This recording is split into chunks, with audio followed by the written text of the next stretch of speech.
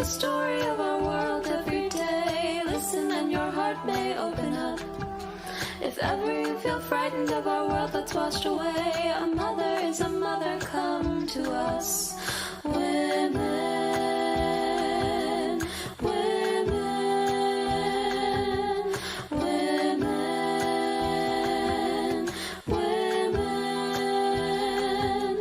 Women sew the fabric of our world every day. History of violence made it through. The stories that we share will live on until we say these truths are our gifts passed on to you. Welcome to the hashtag 101 Nights show, brought to you by the Scheherazade Project. I'm Lisa Liebau, co-founder with Julia Alvarez. We're coming down to the wire. During this final week before Election Day 2020, we're hosting multi-artist specials each night at 8 p.m. Eastern. Please leave a comment in the chat about what hashtag 101 Nights has meant to you these past few months. More importantly, now is the time. If you haven't already done so, cast your ballot in this most important election. If there are long lines, bring food, something to read, or better yet, tune in to hashtag 101 Nights to pass the time. We'll be streaming a marathon of all episodes from 1 to 101 all day long on Election Day. This is it. Vote, everyone. This is Julia Alvarez, one of the co-founders of the Scheherazade Project. The Scheherazade Project takes its model and inspiration from the stellar storyteller and activist Scheherazade of the 1001 Arabian Nights. For those not acquainted with this classic from the Arab world, the 1001 Nights collects the stories told by a young woman who is living in a kingdom ruled by a cruel and misogynist sultan. Every night a girl is brought to him and put to death at dawn. Scheherazade hides out in her father's library, reading his many books, learning all the stories. Not satisfied with her own safety and privilege, Scheherazade volunteers to go into the Sultan's quarters. She takes her sister, Dunyazad, along. That first night, Dunyazad requests that Scheherazade tell the Sultan one of her wonderful tales. The Sultan is delighted by the story and asks for another one. As the sun is coming up, Scheherazade is still mid-tale. The Sultan spares her so she can finish her story the next night. And so it goes. Each night, Scheherazade finishes one tale and begins another. After 1001 nights, the Sultan is smitten with love and repents his evil ways. Scheherazade has succeeded in saving not just herself, but all the women in her kingdom, as well as transforming the Sultan into a good man, an enlightened ruler, through her storytelling. We women, artists, activists of the Scheherazade Project have volunteered to tell a story in any form, words, dance, music. Originally, these were meant to be live performances in front of the White House. But because of the pandemic, the project is now online, a nightly event. Each night, beginning on July 25th, an artist-activist will tell a story. For 101 American nights, until November 2nd, the eve of Election Day, we will use our arts to playfully, fiercely, creatively, lovingly call attention to the dire situation in our nation, its violence towards women, people of color, the undocumented, Mother Earth, weaker nations unable to protect themselves against the rampage and raping of their resources and people. We are inspired by the civil rights movement, the environmental, the Me Too and Black Lives Matter movements. We have no hopes of transforming this president's heart, but our performances are not for him, but for us, we the people. As we approach the next election, we must not sit back ensconced in whatever safe and privileged version of our Father's library we have. We must mobilize and think outside the box. This project is one example, so that we can save our kingdom and affirm the values we hold dear. We must not be pulled by the strong currents of the status quo, the worn ruts of divisive rhetoric and thinking.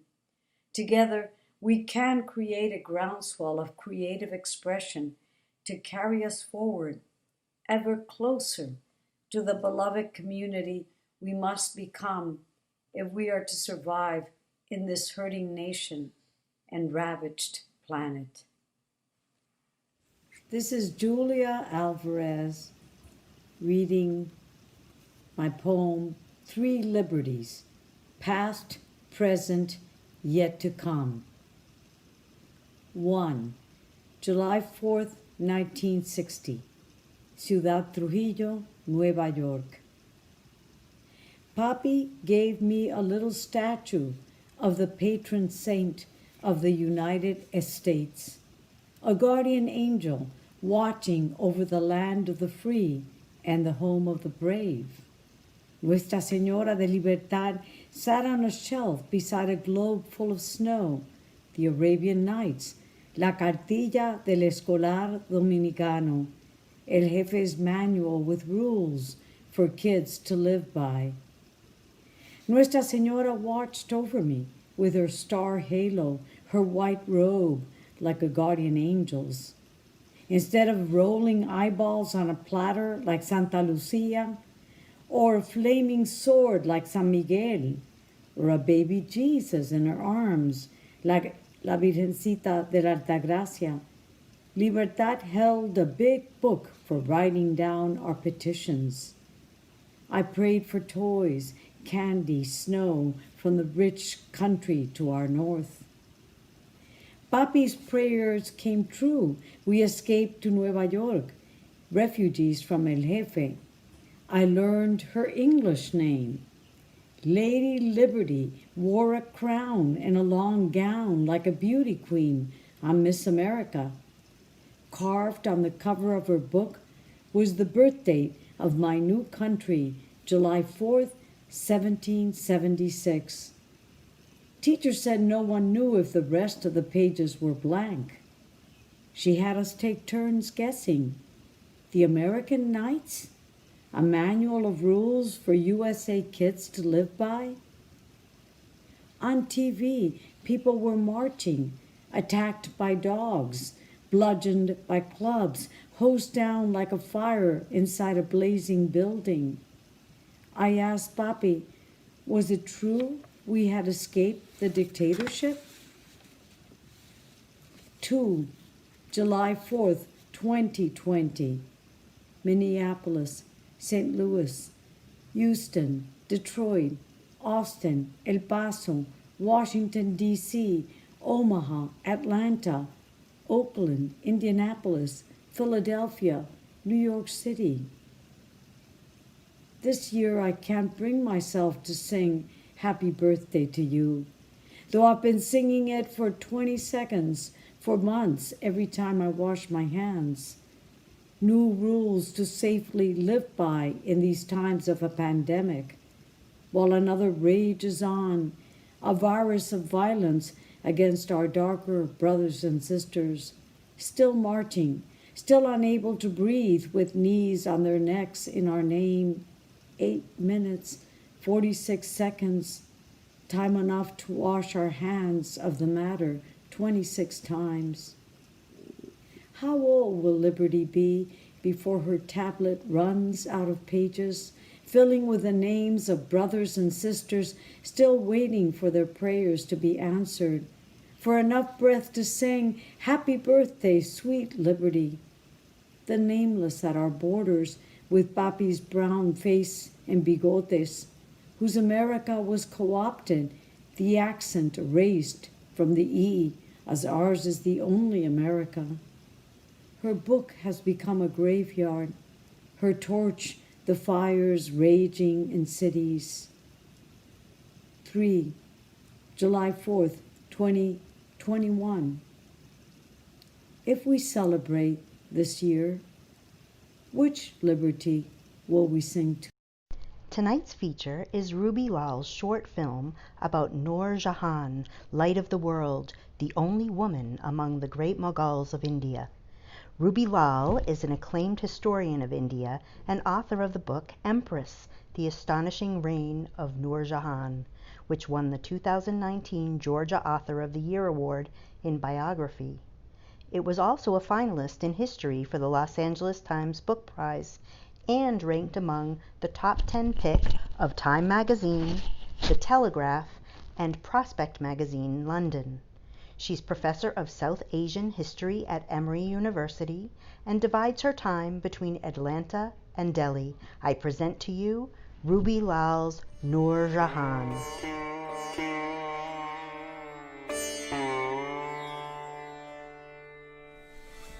In the winter of 1577, when a large comet passed startlingly close to Earth on a road outside Kandahar in Afghanistan, a girl was born to a couple leaving repressive Persia.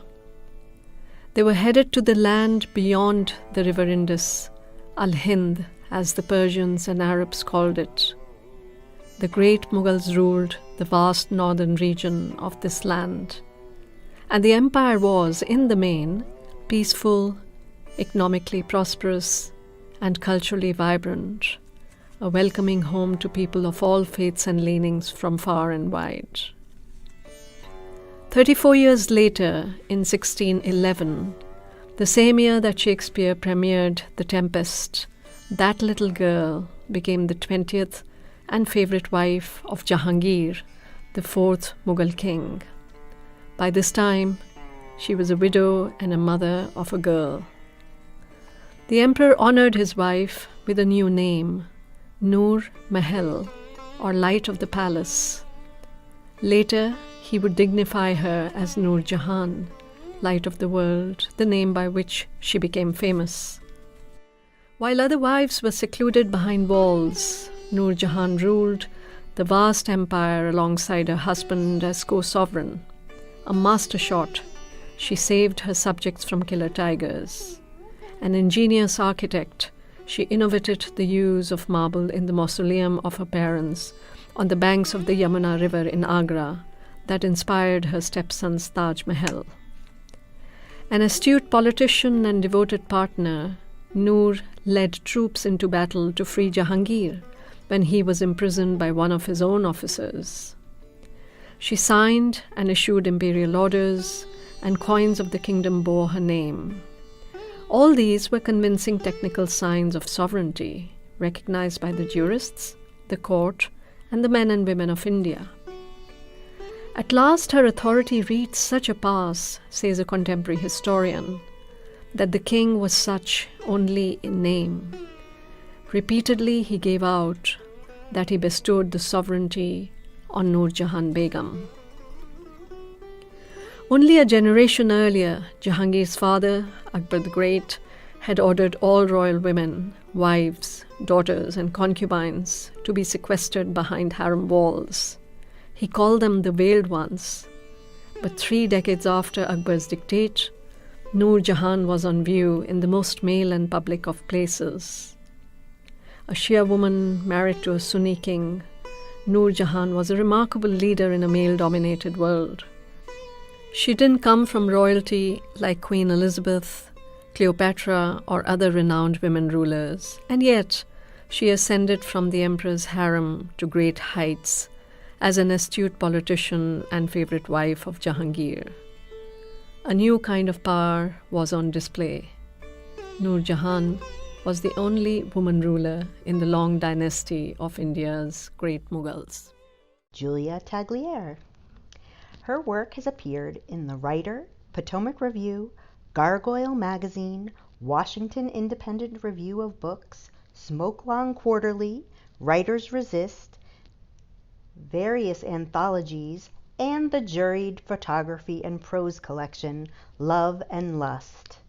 She's the winner of the 2015 William Faulkner Literary Competition for Best Short Story and the 2017 Writers Center Undiscovered Voices Fellowship. Julia resides in Maryland with her family, where she completed her MA in writing at Johns Hopkins University. In 2019, she founded the community literary reading series MoCo Underground to showcase the work of local writers. She's an editor with the Baltimore Review, is currently working on her next novel, and is here now with her essay, Dental Records, This Bites. I present Julia Tagliere. Hi, I'm Julia Tagliere, and this is my essay, Dental Records. People driving 10 miles an hour under the speed limit in the left lane, but never ever turning left. Women's handbag charms. People who become endodontists on purpose. Children in cages. These are things I don't understand. I grind my teeth all the time trying to make sense of them and too many others, as if by brute mandibular force I can muscle my way into a state of divine clarity. It's what I do. It's what I'm doing right now. How some people make parallel parking look easy. Why East Coasters back into parking spaces. Not voting. Demanding personal liberty while denying personal responsibility. Algebra. See intentional cruelty. I had a dry socket infection from a wisdom tooth extraction the same semester I failed my college algebra class. Did you know you can get a dry socket infection from smoking?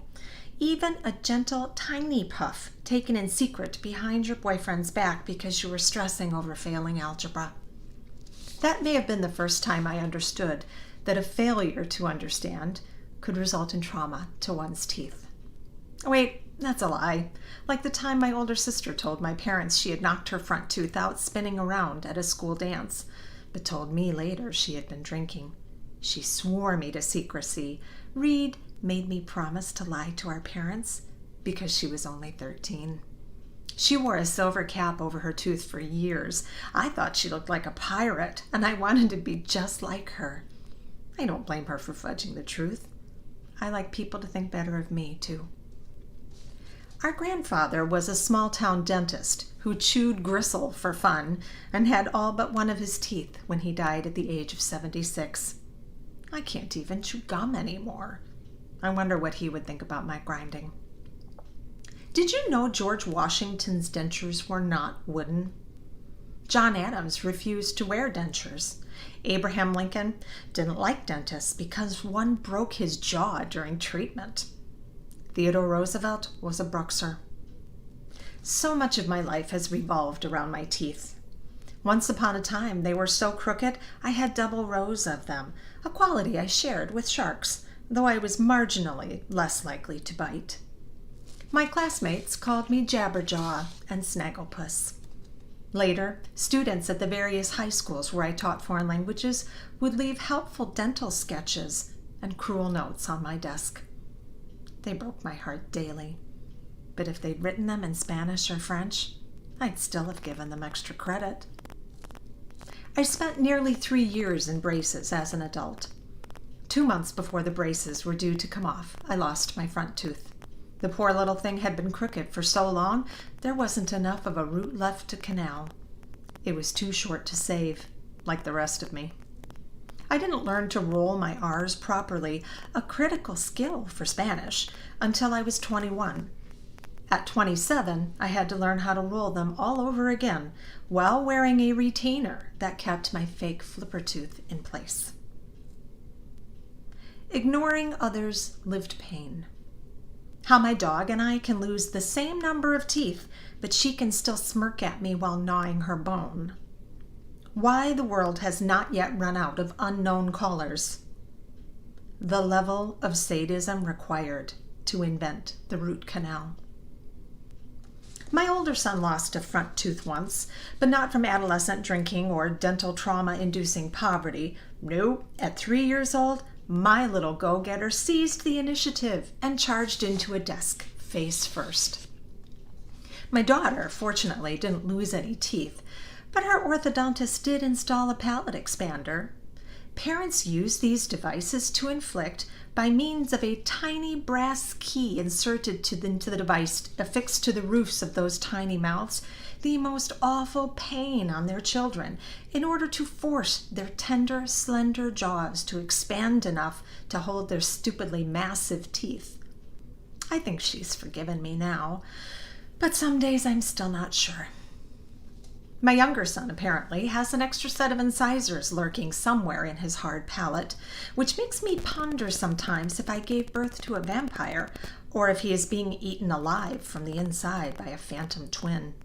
But then the thought passes, and I grind my teeth about something else. How to make small talk at social functions. The appeal of James Joyce. There, I said it. Palate expanders.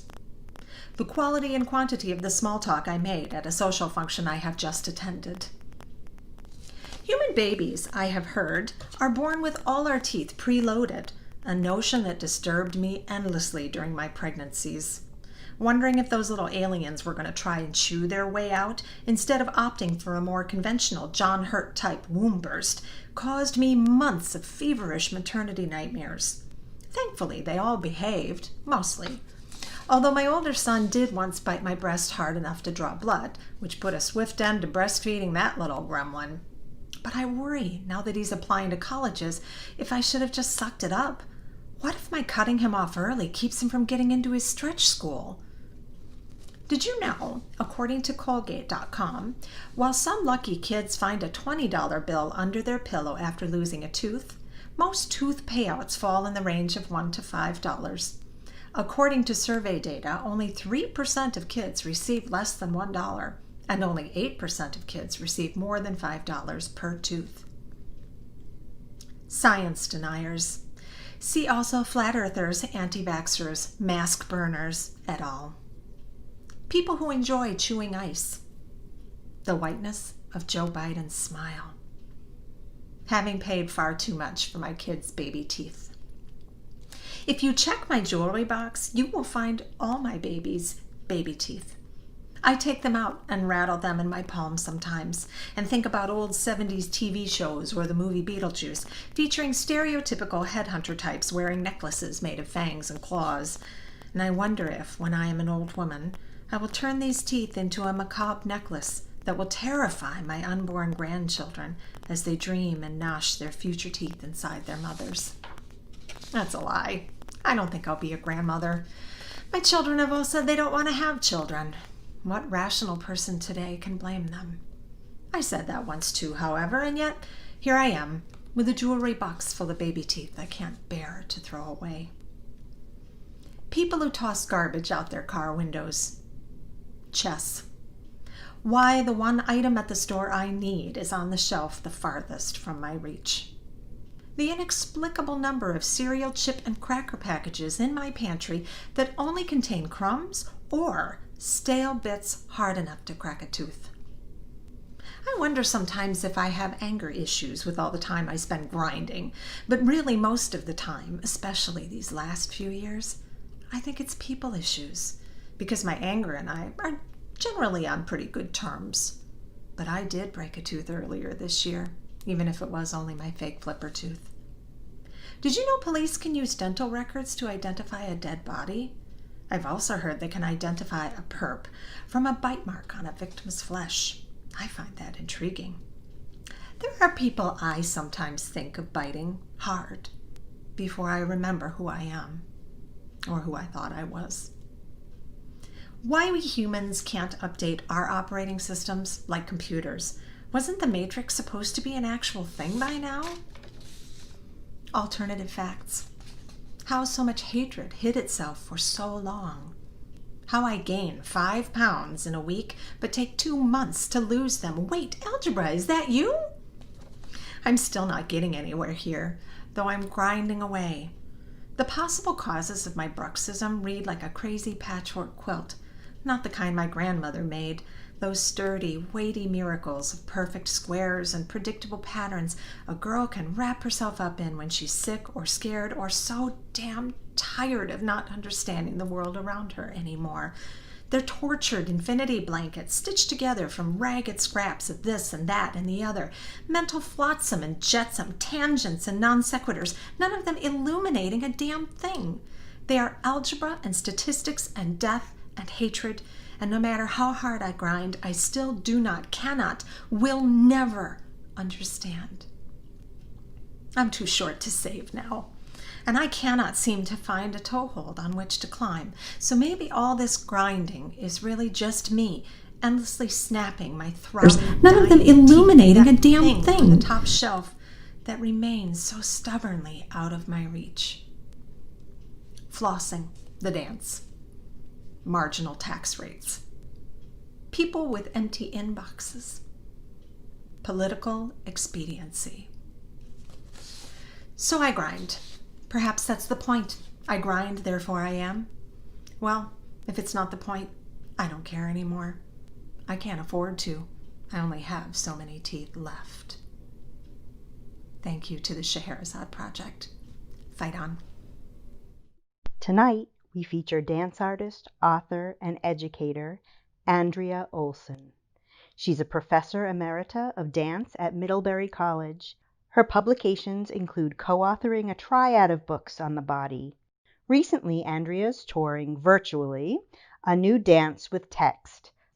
Tonight, we bring you a web-based somatic excursion, part of Andrea Olson's recent Body and Earth 7 web-based somatic excursions film project with Scotty Hardwig and Karen McCose.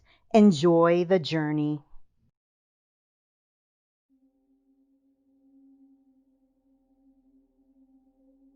Embracing mystery. If we're going to encourage ourselves and others to feel deeply about people and place, we need practiced forms for creative expression to avoid depression, repression, and aggression. How do we meet, challenge, and cultivate creativity in our lives and work?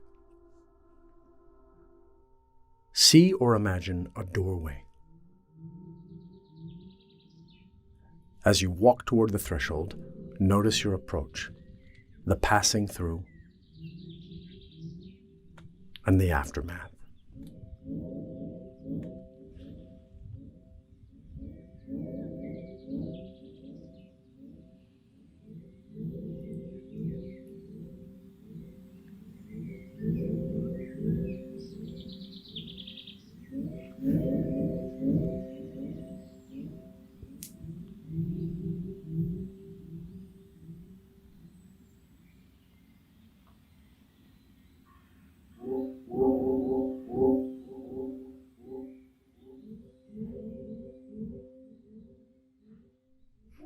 Begin walking. You are simply a human being walking. Walk your own walk. What's the threshold between walking and moving?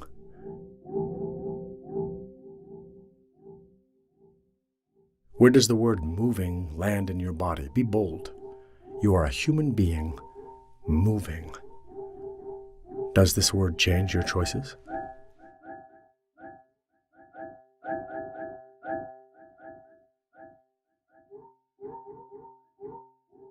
What's the threshold between moving and dancing?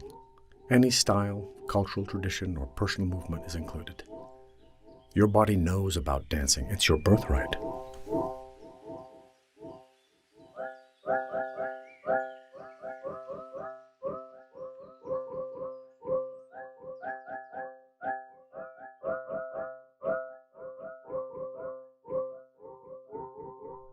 What's the threshold between dancing and raucous dancing?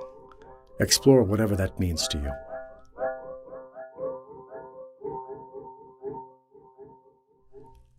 What's the threshold between raucous dancing and performing? You might be giving a talk in front of a group, engaged in a challenging conversation, or premiering a new dance in front of hundreds of people. What's your embodied experience of performing?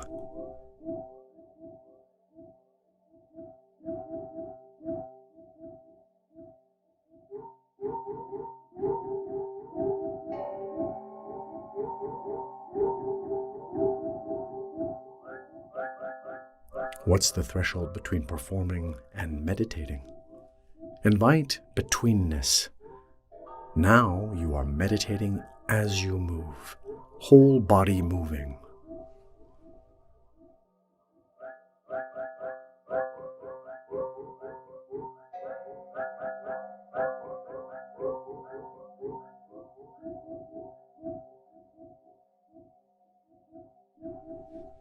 What's the threshold between meditating and walking?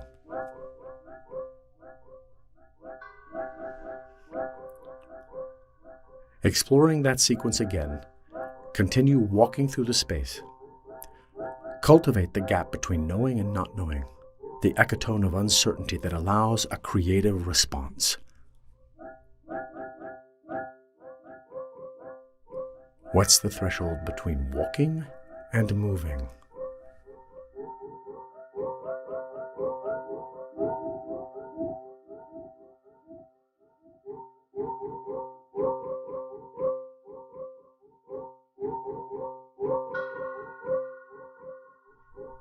Between moving and dancing.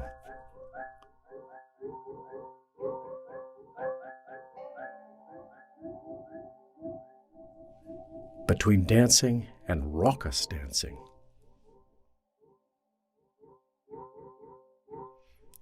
Between raucous dancing and performing.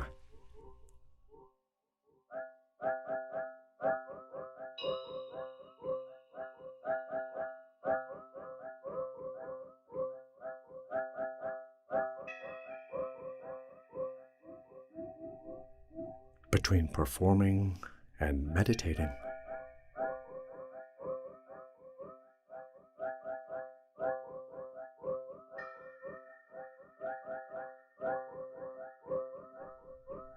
Meditating and being. Dance your own dance. Explore any threshold that captures your imagination. Thresholds return us full circle to the process of arriving, practicing presence.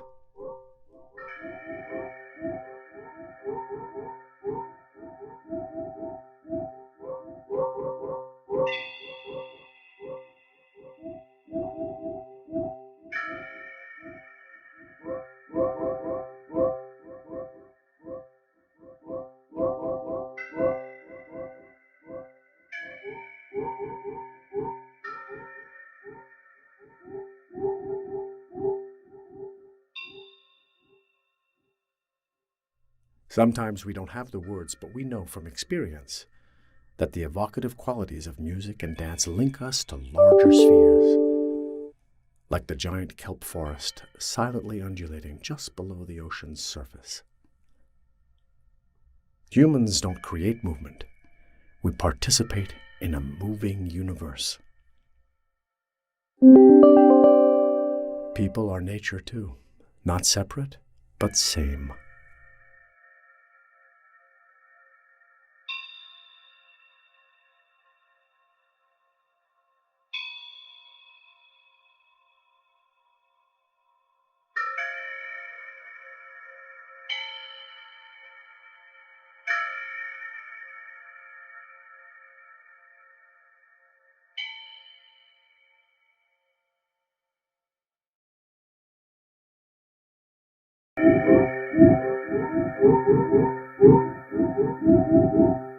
Tonight's featured artist is Tara Campbell, a writer, teacher, Kimbilio Fellow, and fiction editor at Barrel House.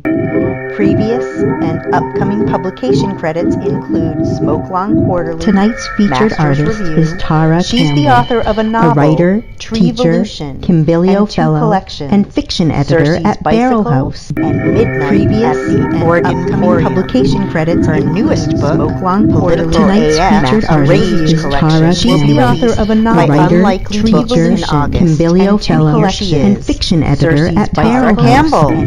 Previous Oregon publication credits are newest book, Oaklawn Political Tonight's features are Rage Tara. She's the author of a novel, writer, teacher, bibliocello, and fiction editor at Barrow Campbell. Previous Oregon publication credits are newest book, Oaklawn Political Tonight's features are Rage Tara. She's the author of a novel, writer, teacher, bibliocello, and fiction editor at Barrow Campbell. Previous Oregon publication credits are newest book, Oaklawn Political Tonight's features are Rage Tara. She's the author of a novel, writer, teacher, bibliocello, and fiction editor at Barrow Campbell. Previous Oregon publication credits are newest book, Oaklawn Political Tonight's features are Rage Tara. She's the author of a novel, writer, teacher, bibliocello, and fiction editor at Barrow Campbell. Previous Oregon publication credits are newest book, Oaklawn Political Tonight's features are Rage Tara. She's the author of a novel, writer, teacher, bibliocello, and fiction editor at Barrow Campbell. Previous Oregon publication credits are newest book, Oaklawn Political Tonight's features are Rage Tara. She's the author of a novel, writer, teacher, bibliocello, and fiction editor at Barrow Campbell. Previous Oregon publication credits are newest book, Oaklawn Political Tonight's features are Rage Tara. She's the author of a novel, writer, teacher, bibliocello, and fiction editor at Barrow Campbell. Previous Oregon publication credits are newest book, Oaklawn Political Tonight's features are Rage Tara. She's the author of a novel, writer, teacher, bibliocello, and fiction editor at Barrow Campbell. Publication credits are newest book, Oaklawn Political Tonight's features are Rage Tara. She's the author of a novel, writer, teacher, bibliocello, and fiction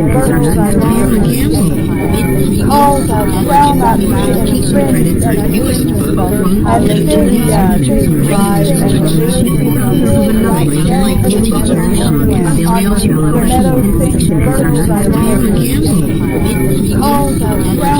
Publication credits are newest book, Oaklawn Political Tonight's features are Rage Tara. She's the author of a novel, writer, teacher, bibliocello, and fiction editor at Barrow Campbell. Publication credits are newest book, Oaklawn Political Tonight's features are Rage Tara. She's the author of a novel, writer, teacher, bibliocello, and fiction editor at Barrow Campbell. Publication credits are newest book, Oaklawn Political Tonight's features are Rage Tara. She's the author of a novel, writer, teacher, all requirements of all of our partners, of all our assailants, and we will give birth to whatever we can, from baby to manna to Bible to Bible.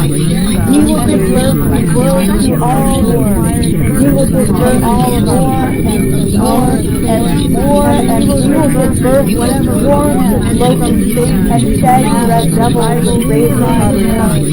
And we will give birth to dashing iron daggers, and we will give birth, and we will give birth to razors, and we will give birth whatever warns and locust Satan and shaggy as many vaginas as Hollywood are. And our Lord was dashing iron daggers, deliver your mandate and solve the war, and we will give birth whatever warns and locust Satan and shaggy as many vaginas as Hollywood are. Our Lord we will keep the world from healing has delivered your mandate for us our legs to hold us down, and still we will bear love and wait for our lovers, our husbands, our wives, our fathers, our uncles, our brothers, prepare for them and praise them and raise up the sons and raise us down, just as we will bear love and wait for our lovers, our husbands, our wives, our fathers, our uncles, our brothers, prepare for them and raise up the sons and raise us down, just as we will black out the Lord material, our husbands, our wives, our fathers, our uncles, our brothers, prepare for them and raise up the sons and raise up the sons and raise us down, just as we will black out the Lord material,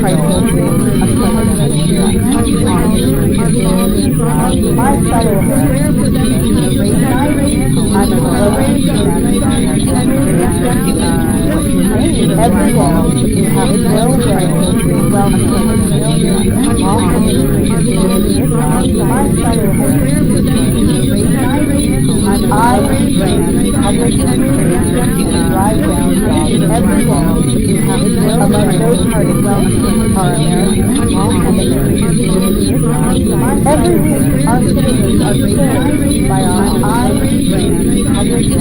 over the years thousands of Americans have been among those parties and thousands more lives every week our citizens are served by our crisis of the heart and over the years thousands of Americans last month among those thousands and thousands more lives every week our citizens are served by our crisis of the heart and over the years thousands of Americans last month our proposals program and thousands include cutting unlawful migration by our very furthermore, our proposals close safety and recreational borders last month our proposals across the wall have cutting unlawful vast by our 507 furthermore, our proposals the walls will also be last month our proposals across the wall have refused to protect us from the vast shutdown by 507 furthermore, the walls will also be one of the results across the wall have refused to protect us from the vast shutdown only things that is immoral Americans are savage. One of the results of California and Georgia and Maryland and the United States. I have known mothers, fathers, Americans are their souls. Americans blood. California and Georgia and Maryland. Every member of Congress. I have known the choices between right and wrong. Just Americans think about the American every member I took the office. I what will always help between right and wrong. Just Americans think about the American I always I took the office. I for the last always help between right and wrong. Just about this born of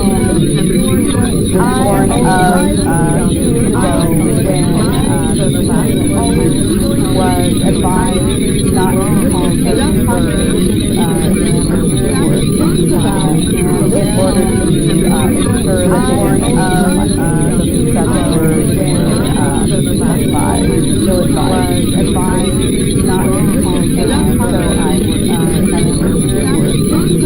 advised not to call this Right evidence-based birth and praise of science-based confidence drive vulnerable.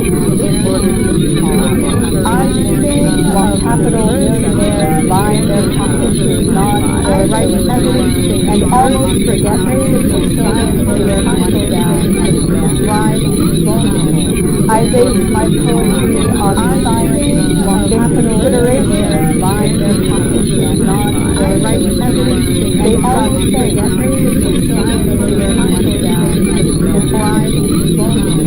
I base my poetry on science while considerations line their pockets with non-right evidence. They always say that praise of science is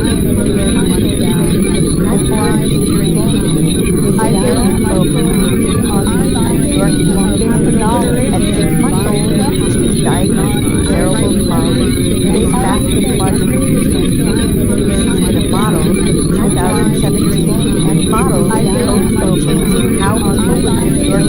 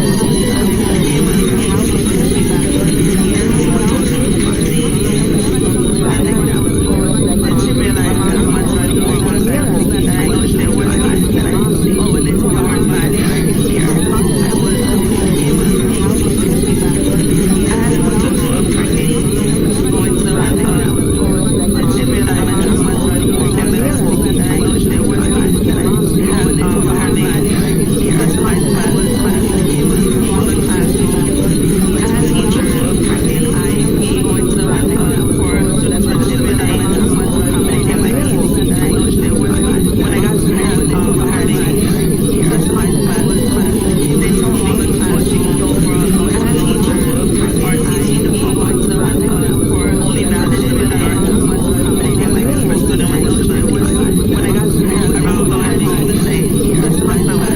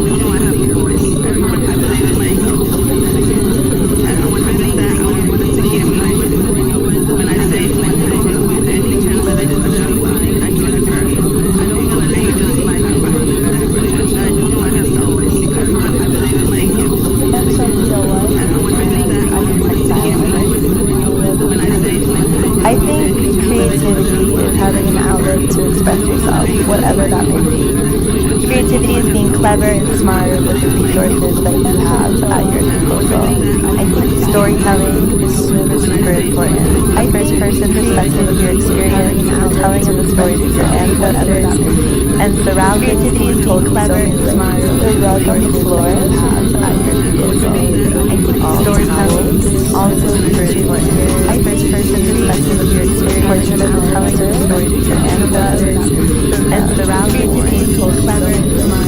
The rug on the floor at your disposal.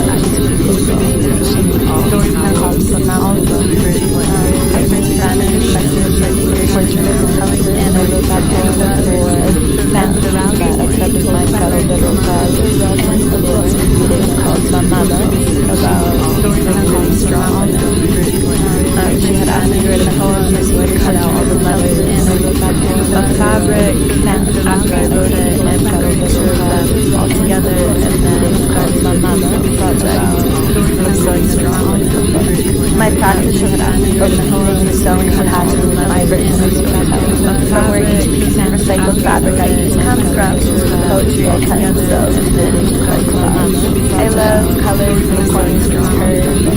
My practice was inspired from sewing patterns and inspired by texture. I think I'm really passionate about sharing and communication. It's like a mantra that I definitely try to encourage myself constantly. I think I'm inspired by texture.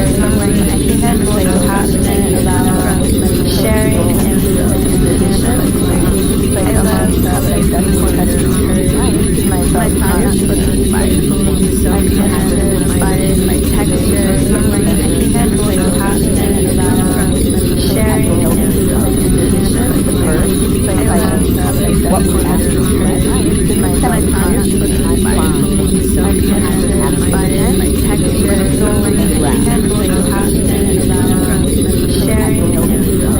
It's like a mantra that I definitely try to encourage myself constantly. I think I'm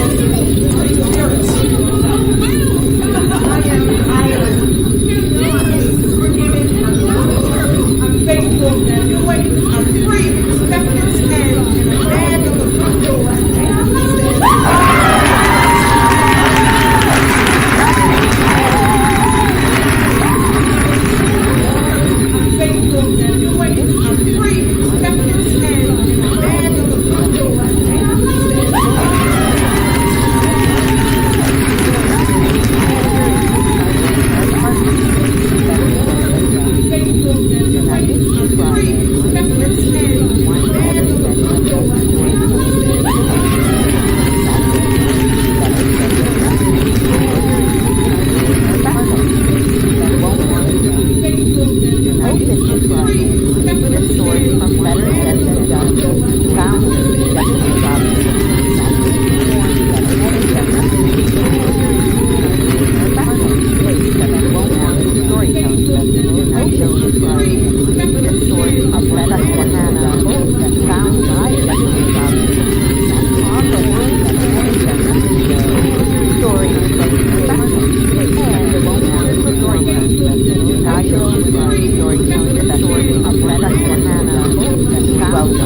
Jessica Robinson. I am an American, born and bred. It's obvious, right? Just look at me. I am a white, privileged American. I am never scared when I get pulled over by the I am an American, born and bred. I have a college degree. It's obvious, right? I have a good job. I am no one hardly ever asks me where I'm from. I am never scared when I get pulled over by the I was born in New Jersey, so going back to the college thing is all. I have a good job, but no one is born is a different question. I am when I get there. And I was born in New Jersey, so going back to the college thing is all. I have a good job, but my great grandparents came to America from New York in 1914. And then they were allowed into the country and also get on the path to citizenship. But it became very clear to them very early that they were not allowed to New York that though they came and then they were allowed better life, people like them, people from where they came from, they were told where to live and again all sorts of others of their ilk and the jobs and again so my great-grandfather got a job working in the silk factories from Patterson, where they settled down for the others and again and all sorts and my great-grandparents gave up the job with the opinion of having a better life for themselves. So my great-grandfather got a job. They still wanted that better life for their children.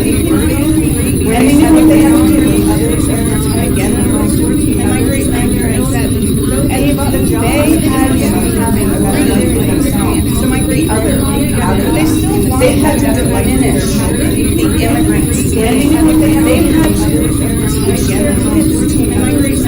heritage and they had American. So my great-other they get rid of diminish of that stigma standing of that stench being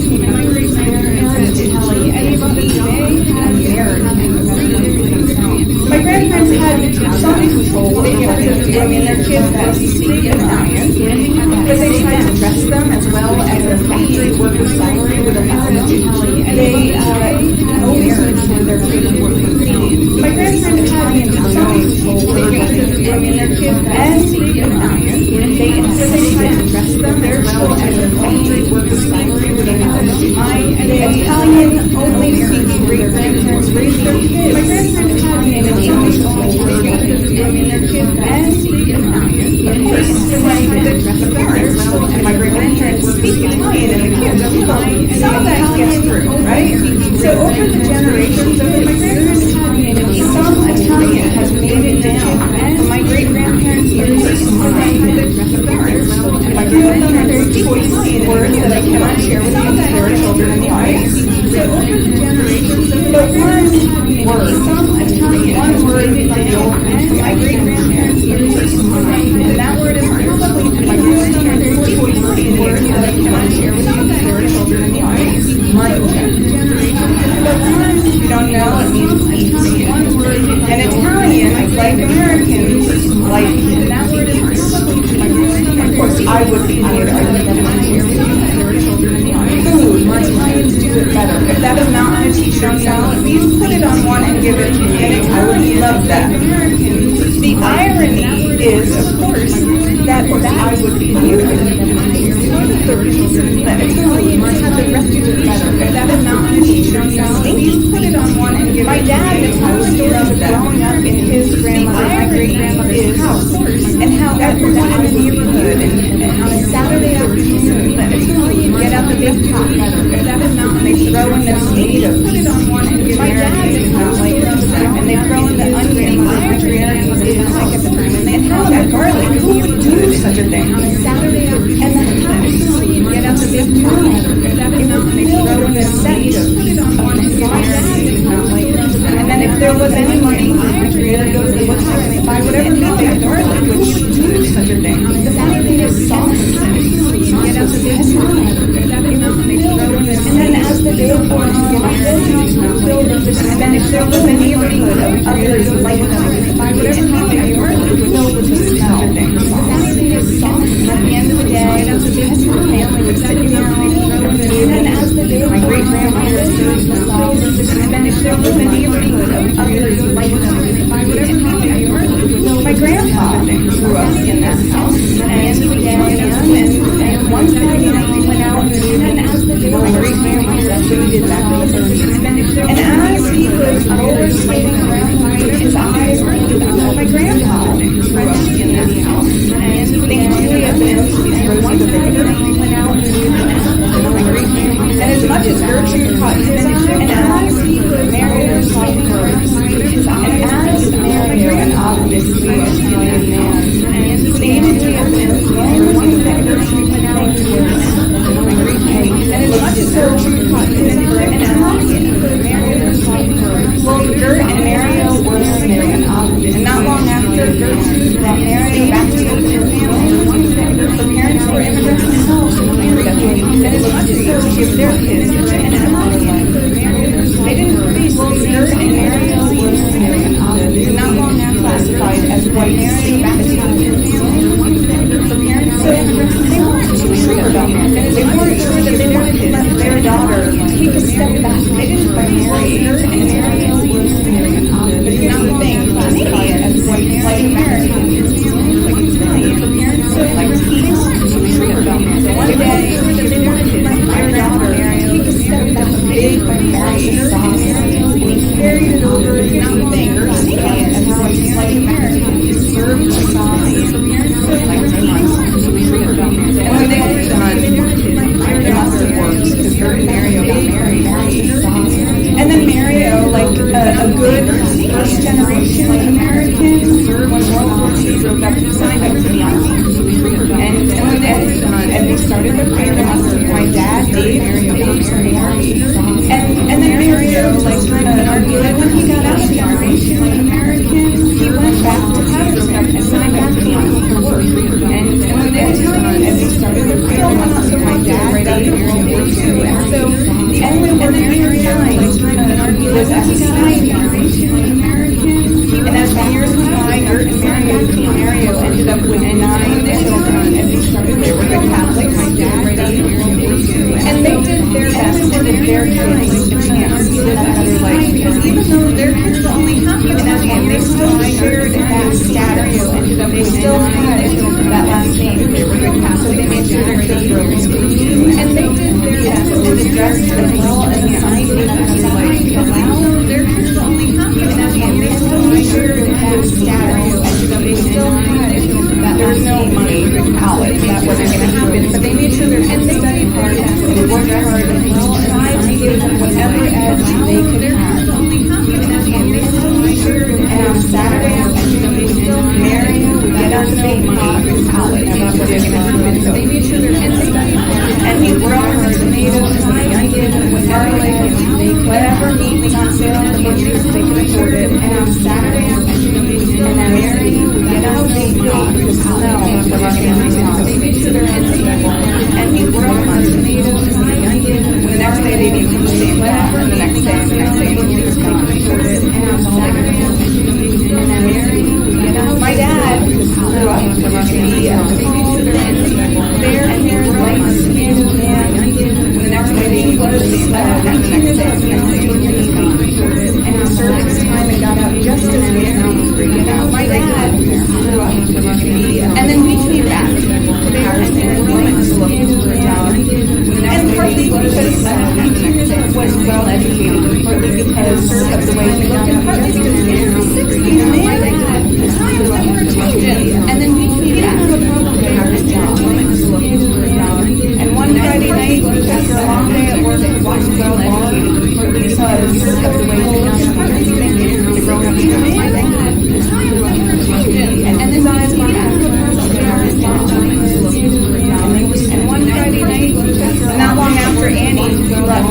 My father gave that from her parents growing up Polish first generation. And whether it was because they had one child in the same state, and not long after Italians left Dave, or whether it was because they gave her money, or whether it was just parents growing up Polish first generation. And whether it was because they had one child in the same state, and not long after Italians left Dave, or whether it was because they gave Annie, or whether Dave got married anyway. But my mom's family wasn't as long. And whether it was because they had one child, fortunately for everyone, they had 3 gorgeous kids, Annie, Dave got married. The third one was definitely the best. Their times of charm. And both sets of grandparents did love us, although they had flashy with the Polish family. And whether it was because of the tension, the third one was definitely the best. Whether it was their times of charm because of the million other. And both sets of grandparents did love my dad did back to Emerson. They had flashy with the Polish family. And my mom, because of the tension, really learned how to cook. So I would look forward to those Saturdays with my dad and both sets of grandparents and he'd get out a big pot, bring it himself, and he'd throw in the tomatoes and garlic and lemon and really learn how to cook.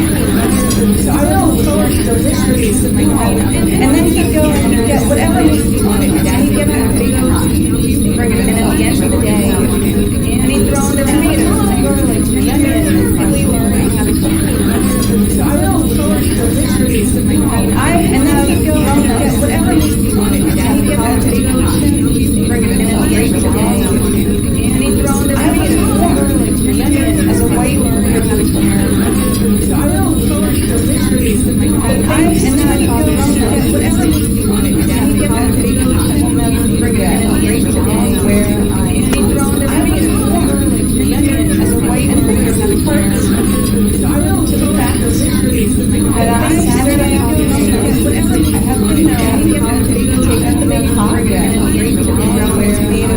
onion and garlic, as a white celery, ingredient, I like it, but on Saturday, and whatever meat I feel like making, I can afford to take out the big pot, where my American family, garlic, and as the celery, the delicious extended of my family sauce, and whatever meat I feel like making, I can afford my American family, and my American family, and as the celery, the delicious extended of my family sauce, and whatever meat I feel like making, my American family. To our partner, Better Said Than Done, for bringing us tonight's featured artist, Sheila Arnold, a Mount Vernon Research Fellow, and a 2019 Noakes Artist Quality Summer Resident, noted artist, Better Said Than Done. Welcome to the one tonight's featured artist, Sheila Arnold, a Mount Vernon Research Fellow. When he was born, he was a cute, chubby thing. And he had these bright eyes, and his hair was a combination between his father's blonde and his mother's bright red. It was kind of when he was born, he was just a chubby little thing. He was, and it was the baby fat that would eventually go away. That's what they said. It's a combination between his father's blonde and for the time he was born, his parents would put clothes upon clothes like my father did for my own son. We put everything on him. It was the baby fat that would eventually go away. That's what they said. It's a combination between his and they could afford to buy him whatever he wanted. And his parents would put clothes and he would put on different outfits. So every day, for every different thing he did in his day, no matter how long his day or short it was, he would find something different to wear. And when he would eat hamburgers, he wore one kind of thing. When he ate pizza, he wore another. And every now and then, he would do different things in his day. No matter how long his day or short it was, but he always had a different outfit every day. So by the time that he became king, I mean, every now and then, when his mother died, and he had his own queen, and they had 3 children that were soon to be leaving the house, but he got to the point where he could have around him many, many people that was attentive to everything he said. And then he particularly made it around him that they had how good he was at all times. And in order to do that, he would change clothes regularly. And he would go out in front of me. And they would say like, sir, that is marvelous. Sir, that is divine. We should all have that. We should all have that. And he would go out in front of me every day. And they would say like, breakfast changes clothes, come for dinner changes clothes, have a good outing, that changes clothes. Until eventually, we should all have that was the tailors for himself. They said they had no more ideas. So he sent out a proclamation and said, I will stop all government until I get the right kind of clothes. I want new clothes every day. So people went out trying to find new clothes. Because everything else has stopped the people government until I get the right kind of new clothes every day. I want new clothes every day. So people went out trying to find new clothes. Because everything else has stopped the people government. They were rascals. Scoundrels. New clothes every day. I want new clothes every day. The three of them came to the door. They came to the door of the gate of the castle and they said, oh, they were rascals. We'd like to speak to the king. Why would you want to speak to the king? The three of them came to the door. Well, the door of the knight that was there looked up and down. They did not look like any tailors he had seen, but he was not about to speak tailor. Going inside. They said, go on and speak to the king. They went in, found their way, ushered in the three of them where the king was, and they found the knight that was there looking up and down. They did not look like any tailor he had seen, but he was not about to speak tailor. Going inside. They said, go on and speak to the king. They went in, found their way, we are delighted to be able to come before you, for we desire to make you a fine outfit. An outfit that will make you wiser than anything. You will not even have to read a lesson.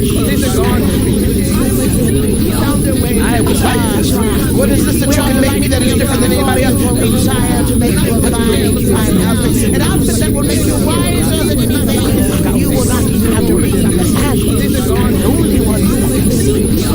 I was like, what is this that you can make me that is different than anybody else? Want to know who's wise? Make you a fine outfit. An outfit that will make you want to know who's wise. You will make this for me, will you? But we will need some things. What will you need? You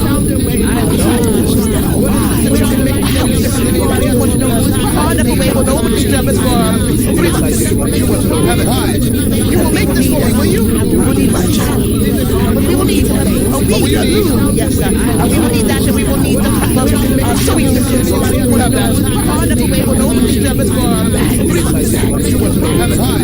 You will make this for me, have that. We will need my child. We will need some things.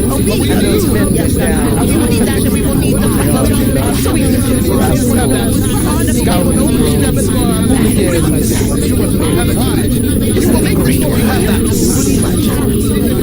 And so they went down and they immediately went inside and they barred the front door and they took the bags of money and they went out the back and had a great time. And about 3 months later they came to make the story have that. And so they went down and they go down and see what my son is. They barred the front door and they took the bags of money and they went out the back and had a great time. And about 3 months later, the Prime Minister had come to check on the King's food. And so they went down and they go down and see the one side and they barred the front door and they took the bags of money and under their face they put it on their arm and they put it in proper places and it was like they were working hard. One of them did with the Prime Minister had come to check on the King's food. And the other sat down and they go down and see the one side and they barred the front door and they took the bags of money and under their face they put it on their arm and they put it in proper places and it was like they were working hard. One of them did with the Prime Minister had come to check on the King's come in. The other see the clues. The Prime Minister see that fine that we are using. Come in. The other see the Prime Minister didn't see. But he knew that only the wise could see what was there. And he knew he was wise because he had worked for the king. And so he said, come in. Well, certainly is like nothing I've ever seen before. Why? See how it defines well, it certainly is like nothing I've ever seen before. Yes, it's the finest I've ever seen. It's so light, it's almost invisible. Well, when will you be ready? I must take this back to the king. Nothing I've ever seen. Yes, it's the finest I've ever seen. It's so light, it's almost invisible. Well, but when will you be ready? I'll take this back to the king. See, and nothing I've ever seen. Yes, that's tomorrow. It's the finest I've ever seen. It's so light, it's almost invisible. Well, but when will you be ready? I'll take this back to the king. See, and nothing I've ever seen. They came back up, they went, and they had their arms loaded. It seemed loaded with clothes in their hands as they walked over to the gate. They came up to the gate, and they said, hurry, they came back up, they went, and they had their arms loaded. It seemed loaded with clothes in their hands as they walked over to the gate. They came up to the gate, and they said, because the night comes through, we must wait. Hurry, they came back up, they went, there was thrill to see it. Something new was going to happen, and they quickly opened the door and said, "Tony!" There was thrill to see it. Something new was going to happen, and I had all 25. And they were gathered there, lords and ladies, lords and ladies, duchesses and dukes, and his wife was seated beside him, and their 3 daughters, their 1 daughter, and they were gathered there, and the other ones, but yeah, they all were there, gathered around him, his wife was seated beside him, and their 3 daughters, their 1 daughter, and they were gathered there, and the other ones, but yeah, they all were there, gathered around him, his wife was seated beside him, and their 3 daughters, their 1 daughter, and they were gathered there, and the other ones, but yeah, they all were there, gathered around him. He would not have said this. There was yes, very nice, very nice. Please put it in my room. Yeah.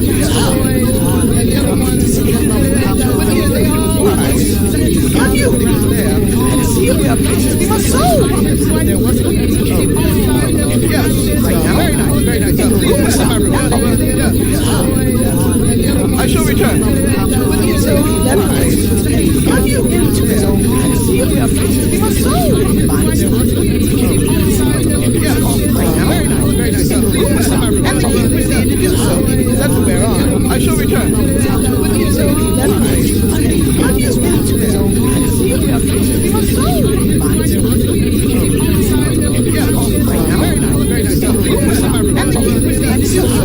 That's what we're on. I shall return. And then the 3 men began to cover around them. They would pick up something from the pile, and they would put on, lift your leg, please, lift your leg. Here you are, yes, and the other, very tight, very nice. All right, and now your shirt, yes, put your arms out, sir. I shall return. And then the men lifted up 3 men began to cover around them. They would pick up something from the pile, and they would put on, lift your leg. Here you are, yes, and the other, now we shall have some. All right, and now your shirt, yes, put your arms out, sir.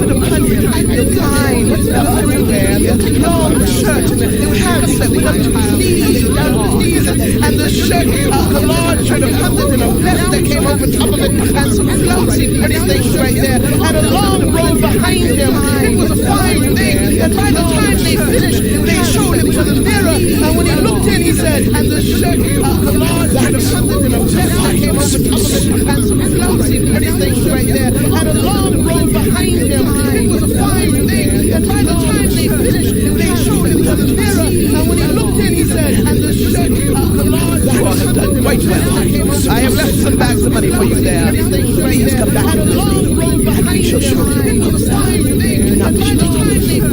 They showed him to the mirror,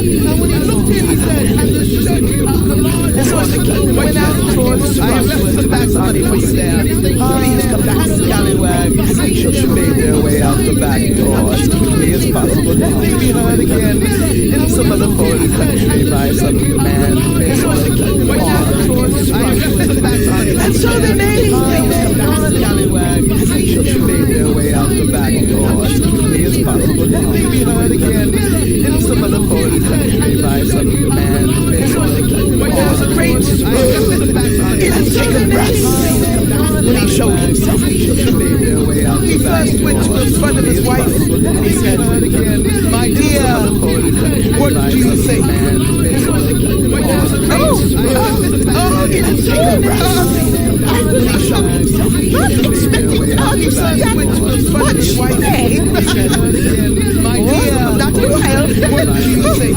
It takes my breath away. I must leave. She got up and left.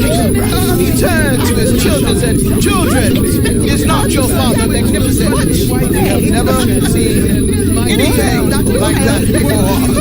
It is more than we could ever imagine. We never thought it would ever come in front of our eyes. We must go help our mother." And they left. He turned to the audience. It is more. And you, good people, what do you say? We never thought it would ever come in front of our eyes. We must go help our mother. Oh, sir, that is the finest of all the suits you have ever worn before. You should wear it every day. Oh, yes, sir. I do believe all the men in the kingdom need a suit like that. Would you give one to my husband, please? Oh, sir, that is the finest of all. If anyone ever wore you in a suit like that, we would never want any of them. We would never expect them to be king, for you were the only one that can be kingly like that. Yes, yes, yes. Oh, they praised, and then the night came, the door shut, the door went never want you in a suit like that. We would never want any of them. We would never expect them to be king, for you were the only one that can be kingly like that. People have heard that the government will open now and have the fake and they would like to show them like that. We would never want any of them. We would never expect them to be king, for you were the only one that can be kingly like that. People have heard. Of course I will. Government will open now and have the fake and they would like to show them like that. We would never want any of them. People have heard. Of course I will. Government will open now and have the fake behind the law. We will dig up the train. There's the train. That's my part. Lifting up the train. Go ahead and figure out where it was. And he walked behind the law. As he walked, that first limiting saying is inside. Everybody went, train. There's the train. That's my part. Lifting up the train. Go ahead and figure out where it was. So they walked out, and everybody's first response was, as he walked, and that first limiting saying is inside. Everybody went, as he began to walk. There's the train. That's my part. Lifting up the train. Go ahead and figure out where it was. And they walked out, and everybody's first response was, what? And that first limiting saying is inside. Everybody went, they said, oh, stop! There's been nothing like that ever since. You are the only one that has that on you and I. I do believe that all men need to wear that every day. Could you, sir, make sure the men in the field have that? Oh, they want that. Oh, that's great praise. I do believe that all men need to wear that every day. Could you make sure the men in the field have that? See, he went down under people's legs and around people's arms. Oh, that's great praise. Up to that tree, and he waited for him to come back.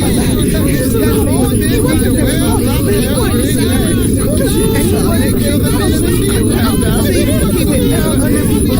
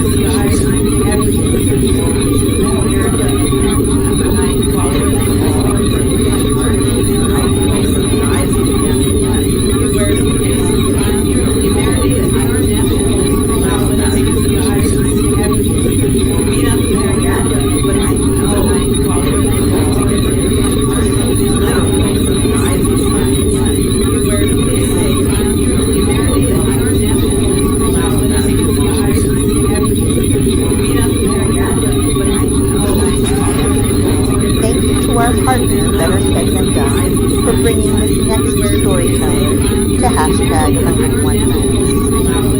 Alexandra Dixon is the co-founder of Showing Up for Racial Justice, NOVA. Thank you to our partner Better Said Storytelling as a vehicle for social storytelling. In response to the question, what does storytelling mean? Alexandra answered of showing by telling my story, by telling my name, by sharing storytelling my Bible for social. I hope to educate in response to the question, what does storytelling now? Alexandra Dixon of showing by telling my story, by telling my name, by sharing storytelling my Bible for social. I hope to educate in response to the question, what does storytelling now? A dog walks by a window and turns to my mom. My eyes say, wow, wow, wow, wow. Wow, wow is the sound of sand. You see, I'm half Latina. My mom is from Puerto Rico. That's where I'm a dog. And my dad is also my mom. So, when I'm 4 years old, wow, that's the sound of earth. And I started listening. Mom, I'm half Latina. And she said to me, and I have dogs. And my dad said, never mind that we could have had a dog. She just hesitated to my mom. She wasn't very happy. They were my first time. And I started listening. So then, in about 6th grade, we went to a house. I said again, Mom, we want a dog. She didn't want a dog. She was like, honey, we can't. She wasn't very happy. So my dad had been separated from mom and come out to live with us. And again, we went to a house. One day got a phone call from my mom's friend saying, we want a dog. And I was like, yeah, we want a dog. So there's a dog living in Maryland. So Dad and I go up to Maryland, and again, Sweetie was living on the phone call. It was found on the side of the road in Maryland. Unfortunately, it was 8 gunshots. So there was a lot of being found there. The wife was veterinarian. So we rushed back to home, and it turned out Sweetie was living on the white collar dog. So we got there. You can't have gunshots. So there might be found there. The wife was veterinarian. At first, I wasn't very happy about it, and it turned out Sweetie was dogs are white collar dogs. You don't have them in any kind of not your somebody out of the farm without 30 and replicating with barking. And she was like, right? And it probably started to draw the dog. And eventually, we let the dog in with that not your somebody out. And so, this is how Jay and I and the dog and I had become very best friends. I have a disability called spinalism, and so that means that I have lots of surgery. So just one day, I had a surgery, and mom called and I said, this dog, I have a disability called and so that means that I was like, how can you trick as I can? One day, I came back, and this is the best dog ever. Mom was pleasantly surprised, and Don refused to leave it. Very good dog. Smartest dog you ever had. One day, I started to open every door in the house. Sliding glass doors, French doors, bathroom doors, yes, one very good dog. Bedroom doors, and her food talk was in refrigerator doors the day after Thanksgiving in the house. Sliding glass doors, French. So I get home the day after Thanksgiving, Mom got back to work the day after it was in refrigerator, and I come home and the day after all over the kitchen floor, and the dog with the tail in between the legs. So I get home the day after Thanksgiving, and I said, I just can't tell my mom when the dog didn't come home and the day mom, the dog did this, the dog is gone. So I said, let the dog with the tail. I gotta call my mom. So I called her and I said, Mom, I ate all my turkey. And oh, by the way, I wrote pitch. So the next day, I figured, before I go home, what do I do? I said, I ate all my turkey. I put a chair in front of the refrigerator. And oh, by the way, I wrote pitch chair. It's about a chair. I figured, I come home, and and there's green meat all over the kitchen floor. And the dog with the tail. So I told my mom, and I'm like, Mom, I ate all the leftover green meat. And oh, by the way, I was going to keep you on. And there's green meat all over the kitchen. So the next day, I'm like, okay, she's 25 pounds. So I said, I ate all the 25 pounds. And I was by the way, I was going to keep you on. She's not going to eat green meat. Well, I come home and there's mashed potatoes all over the kitchen. So I call my mom and I say, hey Mom, I ate all the leftover mashed potatoes. And oh, by the way, I have to go get it. So at this point, we're getting the parents. Mom's really freaking out. And so by the end of that week, I ate all the leftover mashed potatoes. And oh, by the way, wait a minute, I pop it out. Alex just says to me, hey Alex, what's going on here? And I said, it's not me, it's your dog. And she goes, you're afraid of your mom. And I said, no. I told my mom that this dog is gone. And so to me, week after Thanksgiving, well, what's going on here? And I said, it's not me, it's a family dog. And she goes, you're afraid of your mom. And we're coming back, that holiday. My mom that this dog is racing in the and so what this dog is up and I take it out to the ground earlier and it's around and so Mom turns to me and goes, what's going on here? And I said, it hasn't been taken out to the ground earlier and the dog. And she said, now I don't believe so then it gets to be about Christmas time and Mom catches the dog in the backpack. And that is why we have one on our refrigerator for years after the dog died. So then it gets to be about Christmas time and for bringing our letter home to March. that is why we have one on our refrigerator for over 30 years.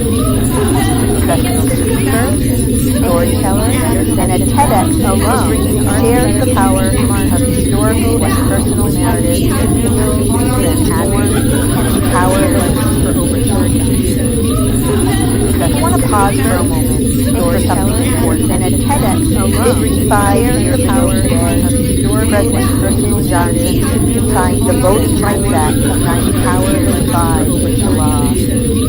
Finally, I want to pause of color for the right to vote. And at TEDx, inspired the power of President Richard Johnson signed the Voting Rights Act of 1995 into law. Finally, I want to pause for the right to vote. And at TEDx, inspired the power of President Richard Johnson signed the Voting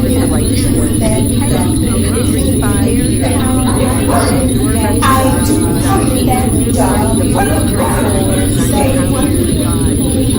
Doris Day sold thousands, not millions of dogs in the early 60s. I was maybe 3 years old when I first heard that song. Doris Day sold. I want to put this sold down. Please, can I have a dog? They said, no dogs in the house. I said, oh, but I want some.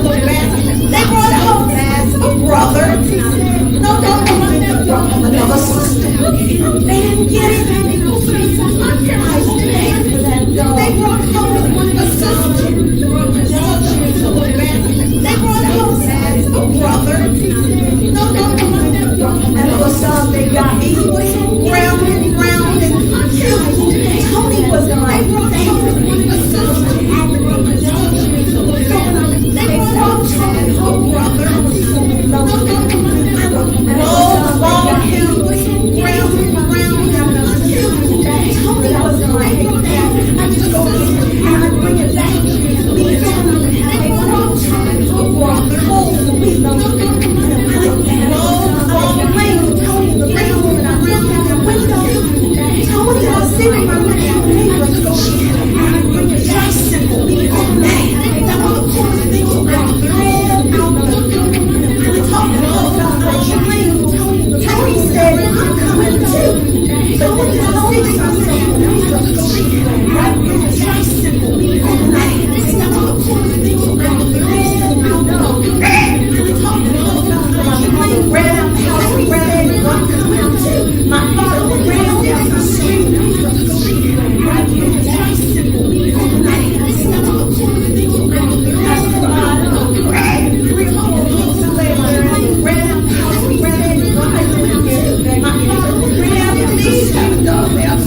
no more dogs in this house.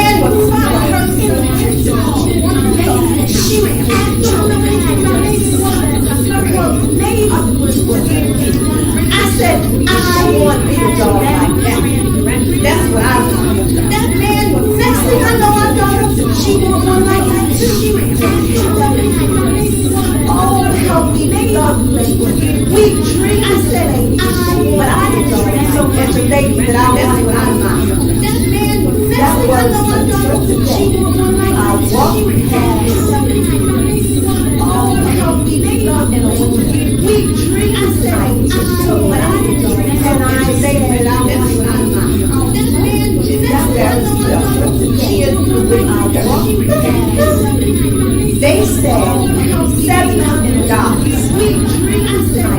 I couldn't help myself. I went out the check. I had my dream.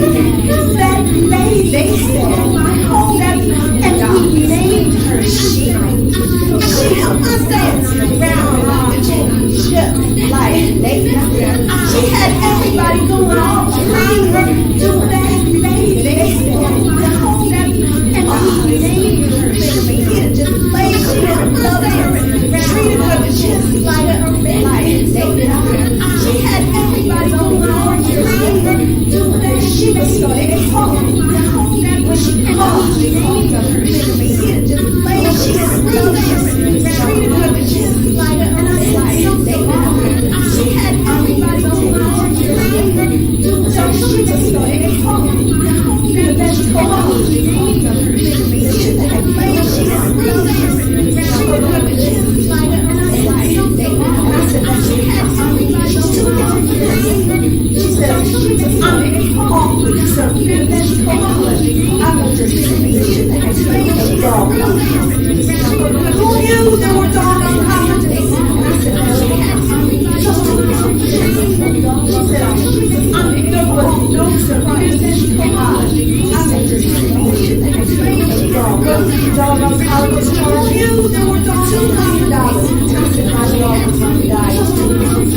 and gave me all the something I wouldn't do something.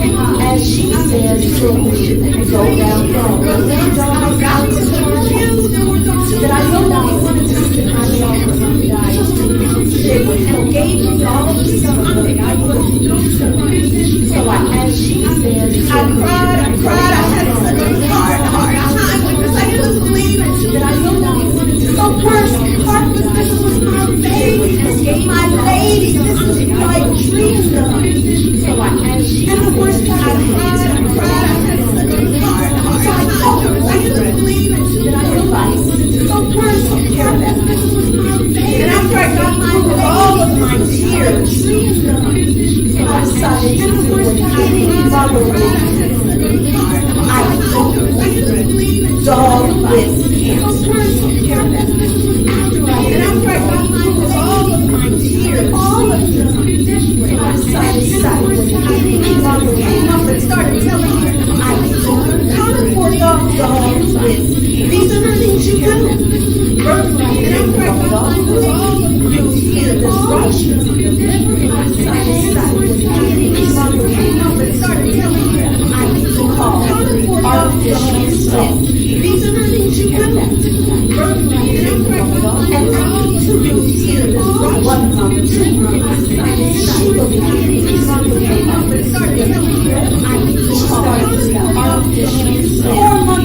she was bouncing around, and I had to go away from the bed, and I took her to be boarded at the same bed as the kid. She wasn't I thought they were going to play the sheep. Then I get a phone call. Mrs. Martin, boarded, didn't you? Boarded at the same bed. What I do? There was no sound. I thought they were going to play the sheep. Then I get a phone call. I Googled dog with tissue. Boarded at the same bed. What I do?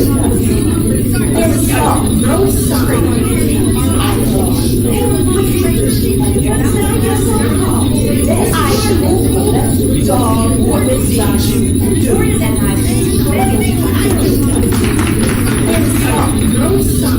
Thank you to our partner, Better Said Than Done, for bringing spoken word artist Eloise Schottler to our stage. She's a nationally known storyteller, Maryland's local cable show host, and producer of a storytelling partner, Better Said Than Done, and spoken word artist Eloise Schottler to our stage. She's a nationally known storyteller, Maryland's local cable show host, and producer It looked like Mama was controlling the weather from up above.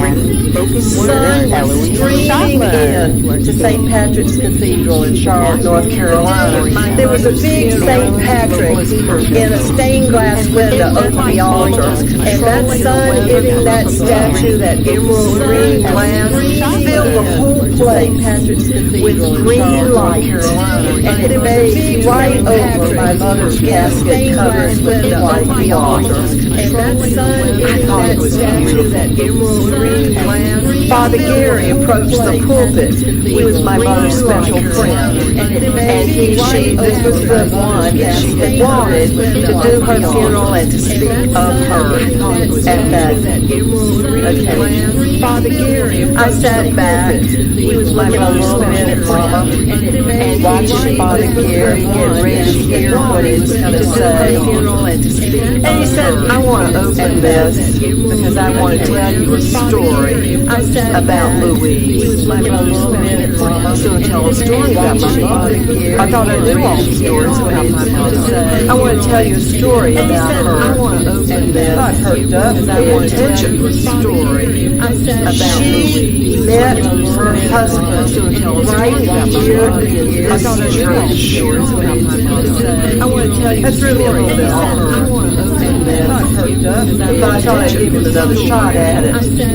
They were married 57, 58 years, and she met Bob Dickel right here in this church. She told me, she said, I came into the church, he was there, I looked at him, they were the most gorgeous man I'd ever seen in years, and I looked at him sitting in the Bob Dickel right here in the church. She told me, she said, I came into the church, I knew he was there, I looked at him, they were the most gorgeous man I'd ever seen. Somebody else. He looks too young, to be going on trash like this.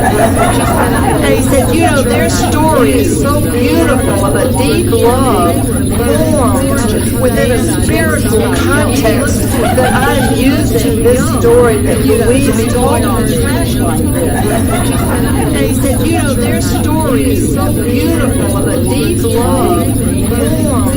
I'm using this story to teach my creed that I'm using this story that Louise told on trash like this. Now, it was a beautiful story. And I looked around at my sisters and at the rest of the family, and they didn't seem to notice anything. They were all smiling. The priest was telling